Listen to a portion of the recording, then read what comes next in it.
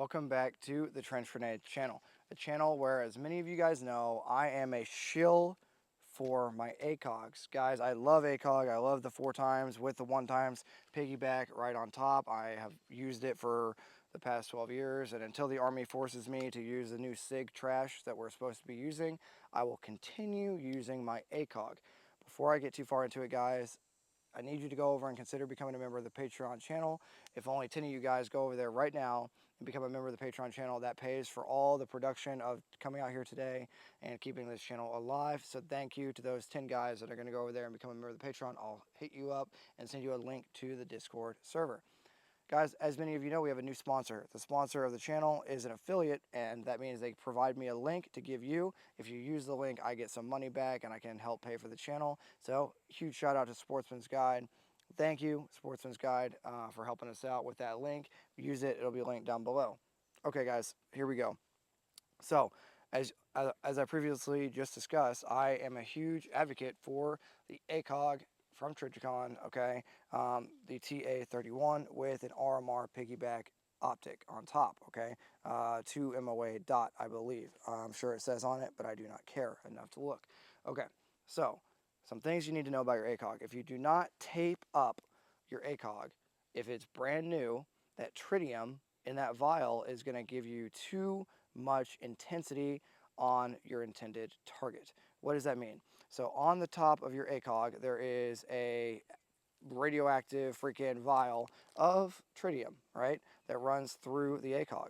Now, if you don't tape this bad Larry up on here, okay, bad Larry counter, if you don't tape this thing up, it's going to bloom on the target. It's going to look like a starburst. What that means is you're not going to be able to precisely engage out to distance. So, even out to 300, you want a finite point of aim. Yeah, you can engage really quickly at 300 meters for the average paratrooper, but if you tape that thing up with some 100-mile-an-hour tape, even if it's just the center of that ACOG, okay, 2 pieces of tape, 1 is none, 2 is 1, 3 is better. Now, when I aim through my ACOG, I have a very finite point of aim with my green chevron, so I can easily use my bullet drop compensator on my intended target. So if you're running an ACOG, I recommend you go outside. Make sure, whatever, if you're out in the woods, this weapon is freaking loaded, as you guys can probably see right there. Yep, okay, chamber check, we are loaded, but you do whatever you need to do. Aim this bad Larry counter, aim this thing out and make sure that it's not blooming, and tape it up as much as you need to make sure you can actually use your bullet drop compensator to kill commies during WROL. Okay, guys, let me know if this helped any of you guys running an ACOG. If you don't have a good optic, go get one. Doesn't have to be what I like, but probably should be. But it doesn't have to be an ACOG, but, you know, go get something that works and is reliable. There's a lot of good optics out there, and there's a lot of bad optics. So make sure you test your stuff and actually run it, you know, put some rounds through it, test the bullet drop compensator with whatever ammo you're running, and make sure it's working for you, not against you. Alright guys, let me know what you've done to your ACOG, if you're running a piggyback RMR, or if you're just using bend-in aiming technique with both eyes open and bringing that chevron over to the target. It's not preferred, but it does work. Alright guys, tape your ACOGs up, make sure they're working for you, not against you.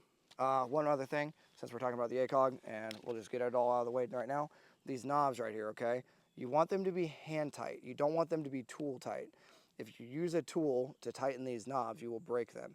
They are meant to be hand tight and maybe a tiny, tiny, tiny bit tighter with a flathead, okay? You don't want them to be too tight. That will break the internal adjustment and break the mount. You want this thing to be hand tight, all right? That's one thing I've noticed with guys over tightening their ACOGs and breaking them because they don't know what they're doing, so rip to those.